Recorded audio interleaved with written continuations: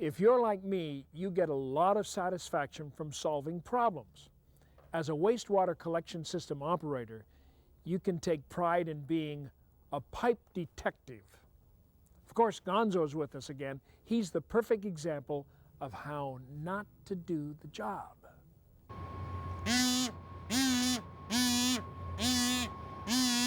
Every once in a while, you'll see a section number appear on the screen like this. The number refers to the section in these manuals where you'll find more information. The chapter number and section, in this case, is Chapter 6, Volume 1. See how that works? The topic today is problem solving in pipeline cleaning and maintenance methods. All right, guys, one more time. I got it this time. Okay. And this section of the tape's on problem solving. I think I got this one. Dang. Okay, one more time, guys. One more time. I'm watching this time.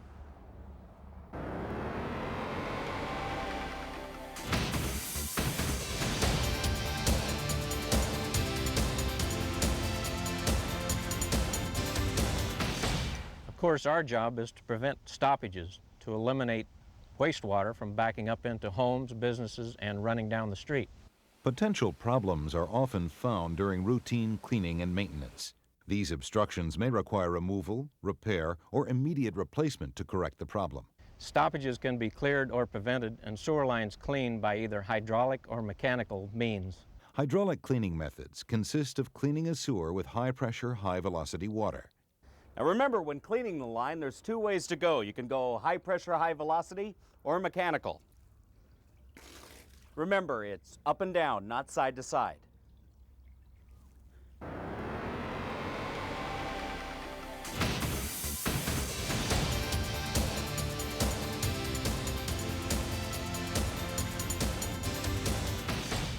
Let's do an overview of the basic types of equipment for removing stoppages and cleaning sewers. They're power rodding machines, and then some of them are mounted on trucks and some are mounted on trailers. And then of course there are hand rods, and they're not mounted on any trucks. Rodders are effective tools to cut roots, to scrape and dislodge grease, and to remove certain types of material found in sewers. We all need to remember that a rodder is ineffective for removing grit and sand, but may loosen the material for a flusher machine to clean out later. Rods have a tendency to coil and bend when used in large diameter sewers. When hand rodding a sewer with a high head pressure behind obstruction, you have to be careful when the obstruction breaks loose because it can force the hand rods out of a manhole. Here we have some of the different sizes of balls that we use in our balling operation. I'm holding the 6-inch, John's holding the 8 and 10 respectively. We don't use anything over a 10-inch by hand balling. Here's some of the hoses that we use for inducing the water to ball the lines. We use the water to create the hydraulic pressure for around the ball to push the material down the line. The advantage to this equipment is the combination of high-velocity water and the water-driven spinning ball. This action dislodges debris from pipe walls and the water moves it downstream.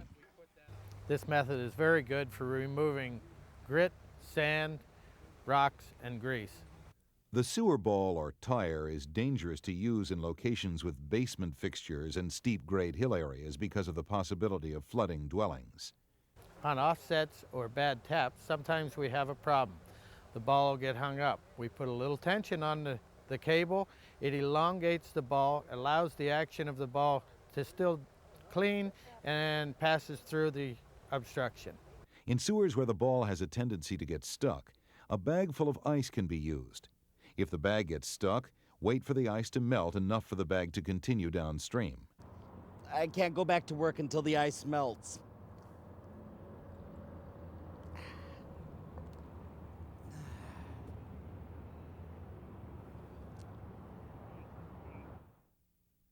The high-velocity cleaner is a truck-mounted machine that includes manhole hose guide, debris traps, and dump pickup or debris trailer or Vactor attachment.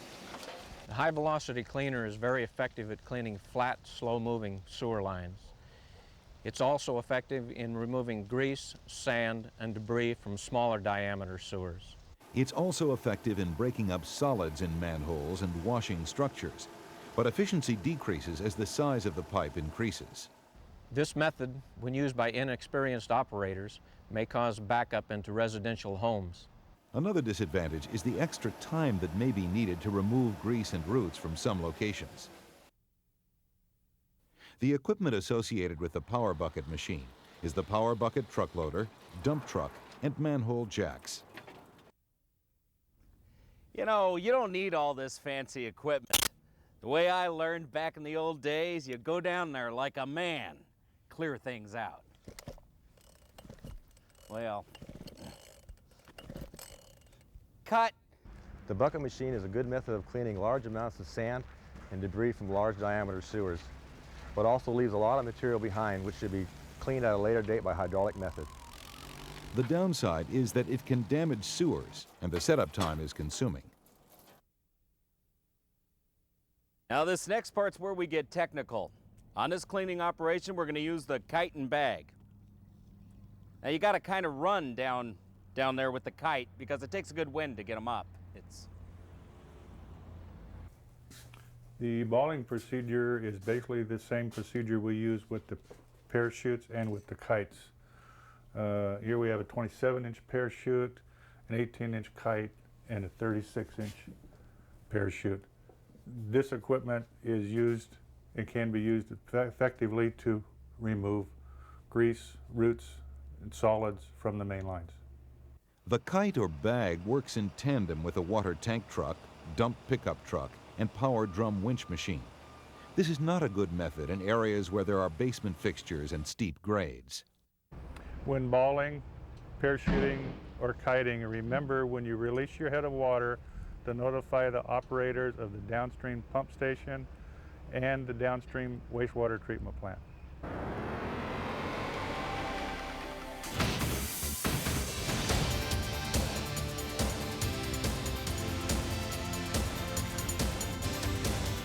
With that overview, we're ready for an in-depth look at hydraulic cleaning methods. Let's start with the ball.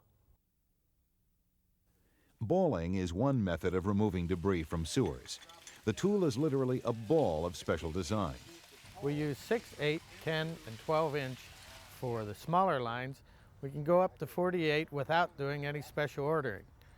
If anything larger than that has to be special ordered. Remember, when balling the line, technique is everything.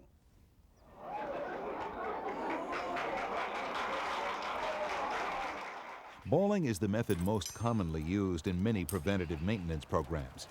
Balling is very effective in reducing the development of stoppages. An effective balling program can reduce the production of hydrogen sulfide in collection systems, which reduces damage from hydrogen sulfide-caused corrosion and the release of odors smelling like rotten eggs. Balling operation is to clear the debris from the line, keep the 2 feet per second flow in the line, and prevent buildup in the lines on the way to the treatment plant. And for balling 6 and 8 inch lines, usually a 2-man crew is acceptable. For anything over that, 10, 12, 15s, and 18s, we are required to have a 3-man crew. Basic tools include water truck, holding 1,000 or 2,000 gallons with hoses and air gap for hydrant use. Tag line and a suitable reel to store it on, or power winch and cable. The reel should hold at least 1,000 feet. Manhole jack or roller. Plugs, balls, equipment truck, debris and grit trailer, ladder. Manhole bars or lifters can cause back injuries if not used properly. Buckets, rope or cable and manhole shovel. Hip boots and gloves. Two-way radios. Collection system map. Waterless hand cleaner and hand towels. Safety equipment. As you can see, we use fire hydrants for cleaning our lines. Some communities use water tanks. If fire hydrants are used, these equipment items are needed. 5 to 8 50-foot lengths of 2.5-inch fire hoses. A hydrant wrench and water meter. A control valve for regulating flow at the manhole. Traffic ramps or hose boards to protect the hose. And an air gap device. The purpose of the air gap is to provide adequate space at the end of the hose above the manhole in order to protect the water supply from accidental contamination. Air gap device, schmear gap device. I've always had great luck with one of these.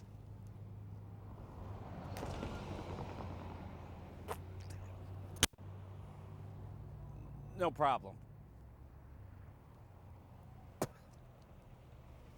These grooves, the way they're angled, gives the ball the spinning action and allows it to clean. Ooh, groovy. Na na na na na na na, feeling groovy. Na na na, everyone, feeling groovy. Larger balls have heavier treads, promoting scouring action. These balls are resistant to punctures and are inflatable by means of a valve core. The molded eyelets on either end of the ball, you can notice the clevis that holds the swivel on allows the ball to spin and go through the line where the cable doesn't get tangled. The reel, although used primarily to hold the rope or cable, is also used to apply a brake or drag to control the travel of the ball down the sewer. Plugs, either mechanical or inflatable, are needed to control water coming into the working manhole from upstream. If there is insufficient flow in a sewer for balling, this method of plugging off the upstream water provides a method of getting an adequate supply of water to begin the balling procedure. When the material is removed from the lines, we always put it in our truck or trailer. Never leave it at the job site.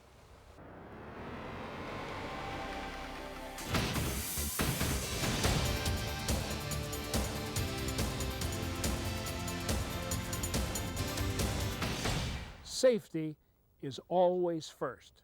So routing the traffic safely around the job site is one of your first tasks. So now let's take a look at the setup for cleaning sewers using the ball. Sean's putting the ball on the cable now, and we'll drop it down. Now John's using the pole with the extension, the 5-foot extension on it, to put the ball in just inside the line. Insert the ball into the sewer just far enough to determine if it is inflated properly. It's very rare to have to add air to a ball, but it's also very important to have the right size ball for the line. If you do need to inflate the ball, please be sure you don't pump it up too much. If you do, it won't go by any obstructions. Too much is too much, and too little is too little. Most sewer balls have two metal eye lugs on opposite sides. If one of these breaks, use the other one. But do not attach a line on both ends. The reason is that it will drastically reduce the swirling action of the ball and reduce the cleaning action. The manhole guide jack or cable roller, the reason we use them is to keep the cable in the middle of the line, keep any abrasions off the cable, and keep from cutting a groove into the pipe. We're going to head down to the downstream manhole now to take any material out of the line. And once we've done that, we'll go ahead and push the ball through so that we can clean the next line. Sean, I seem to be pushing heavy crud in this line. 10-4, let me know when I can drop the basket in. Check. Okay, Sean, I'm in 150 wraps. You can go ahead and drop the basket now. Now, we've just received word from John that the ball's getting close, and Sean's in the process of dropping the basket down into the line to catch the material. This is where a lot of times it takes two people to set up the basket. That's why Bruce is helping with the pole on the back end. The ball should be just about here, and as soon as it gets here, you'll see it up against the front of the basket. It's the bright orange.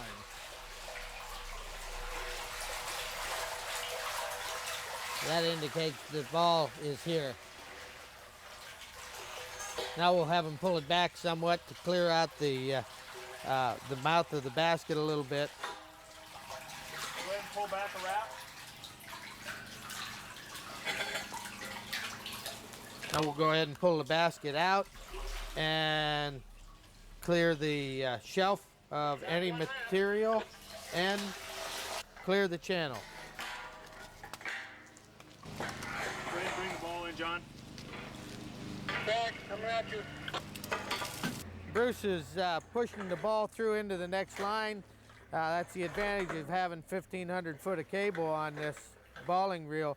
We can go that far with only minimal setups. Certain precautions have to be taken, or at least considered. Using water pressure in the cleaning of gravity flow sewers always requires care and judgment with respect to basement fixtures and low elevation homes. Be aware of low-lying houses, fixtures, businesses in the area.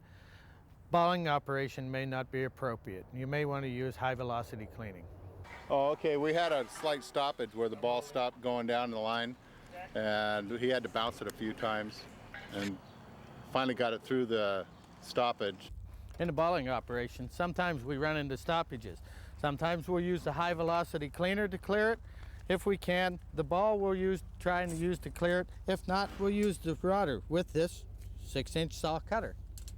If a sewer ball becomes stuck, try to work it loose without breaking the cable. A high-velocity cleaner inserted in the downstream manhole may be able to go up the line and knock the ball loose. Another approach is to use a power router and try to puncture the ball. Everything that we've done today, we put on this computer, and it'll be there for the next person that comes out to do any work. All the updated information will be updated today when we get into the yard. Operators should also note the kind and amounts of materials removed, wastewater flow, and amount of auxiliary water used. If particular problems were encountered, these too should be noted, especially the exact location of obstructions. Sean's emptying the debris to checking for broken pipe. If there is any, there'll be a TV inspection and a possible repair job. Computers are being used in many aspects of collection system operation, including maintenance and record keeping. Computer software packages are available for scheduling preventive maintenance activities, issuing work orders for repairs, keeping track of where work is done, who did the work, when, and the labor and materials required. With the proper software, any information stored in the computer can be recalled for future use. Computers are also used to keep spare parts inventories and to order spare parts when the supply runs low and before they are needed for scheduled maintenance and repairs. Remember, when filling out records, make them as complete as possible. This history will be important for you or the next person to do the job.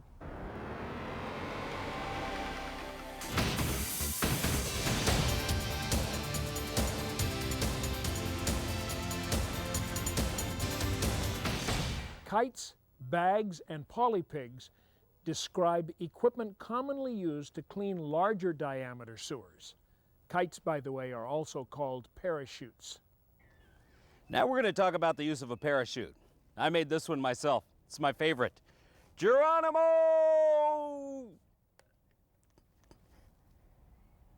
To clean a large diameter sewer, you can use a kite or bag slightly smaller in diameter than the sewer, instead of using a sewer ball. With a small head on the sewer, the velocity of water flowing around the outside of the bag or through the outlet of the kite will create a cleansing velocity which is similar to the velocity around a sewer ball.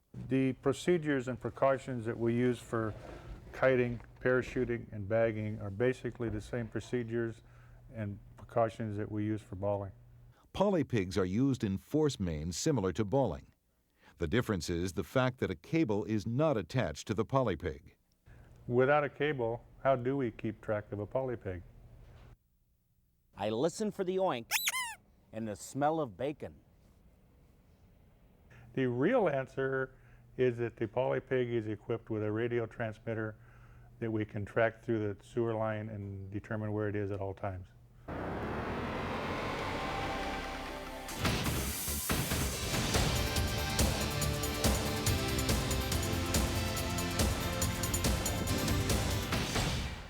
The use of water pressure to clean sewers dates back to the early 1900s, but today the method is dramatically improved thanks to high-velocity cleaning machines. The fundamental idea of using water to clean sewer lines has been around for some time. We've taken that idea and improved upon it using the high-velocity cleaner. This is cheaper and more efficient and does a better job. The nozzles have been improved where we have nozzles to remove material. We also have nozzles that spin a chain and remove roots. Basically, we've just taken the old concept of water to flush the lines and improved upon it with a high-velocity cleaner. High-velocity cleaning machines are used to open stoppages, remove grease, clean lines of debris, and wash manholes and wet wells. Your machine may vary from manufacturer to manufacturer, but the basic idea and operation is the same. These machines consist of a water supply tank, usually with a capacity of 1,000 gallons or more, a high-pressure water pump, and an auxiliary engine for its operation. This machine operates at 2,500 psi, 60 gallons per minute. That's the minimum flow rate for sewer lines up to 15 inches. The unit will have a powered drum reel capable of holding at least 500 feet of hose, usually 1-inch ID. To the end of this hose, a nozzle will be attached, which will create water velocities that do the cleaning. Let's look at some of the equipment. This is the standard nozzle with rear jets and one forward jet. Chain flail for removing roots.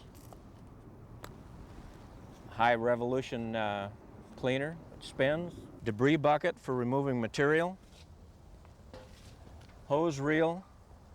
Hose guide with the counter, and the tiger tail to protect the hose as it enters and exits the sewer line. For purposes of our discussion, we will consider the use of a truck-mounted high-velocity cleaning machine, and will concentrate on the cleaning of sewers with 6 to 15-inch diameters. Most often, a crew is made up of a crew leader and an assistant. Sometimes one operator is enough.